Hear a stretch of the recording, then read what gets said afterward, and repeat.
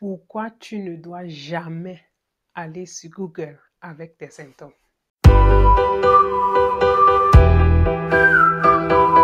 J'ai tellement vécu des situations que je me suis dit, voilà, je fais une petite capsule pour vous passer un message dessus. En fait, nous sommes à l'ère de l'obésité de l'information. Il y a tellement d'informations. Tout le monde est spécialiste.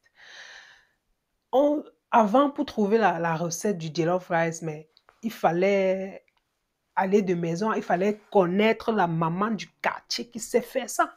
Maintenant, c'est versé partout, de TikTok à Instagram, en passant par YouTube, partout. On ne sait même plus comment faire, comment choisir. Maintenant, tu prends tes symptômes, tu vas sur Google avec. Qu'est-ce qui va se passer? Disons, tu as un bouton qui est sorti quelque part là. Tu vas taper ça sur Google, on va te sortir Ebola, variole du singe. Tu vas avoir les palpitations. La dépression va commencer à cause de Google. Google, c'est un médecin. C'est une machine de recherche. Tu vois, tu as là tout. Tu vas taper dessus. Tout, sécrétion, verdâtre. On va te dire cancer du poumon. Tu vas dire, voilà, ma paix est venue. Seigneur Jésus, ma dernière prière. On dit tuberculose. Tu vas dire, womo, je suis morte. Tout ça à cause de Google. Qu'est-ce qui t'empêche d'aller consulter? Pourquoi? Parce que quand tu vas consulter, c'est pour ça que la machine, l'intelligence artificielle et tout, c'est bien, c'est vrai, c'est beau, mais ça ne va jamais remplacer un médecin.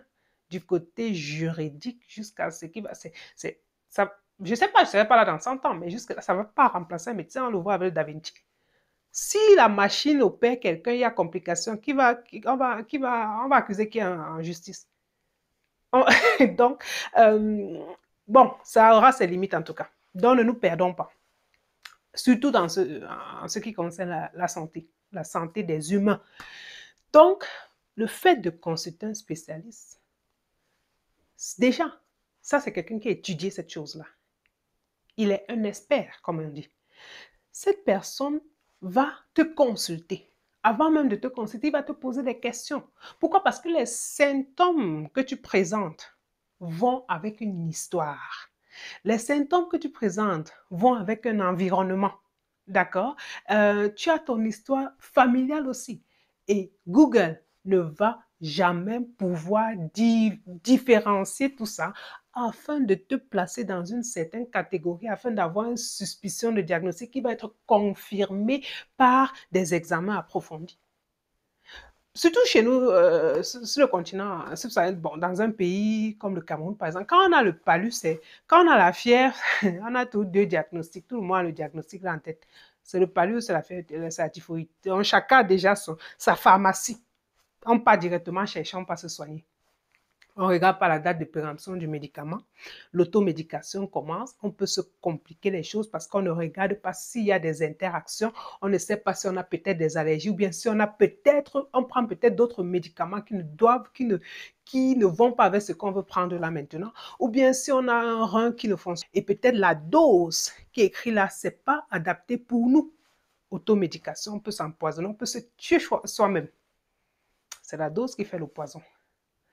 Raison pour laquelle, attention à l'automédication, attention à la recherche des symptômes sur les réseaux et les super spécialistes qu'on a partout.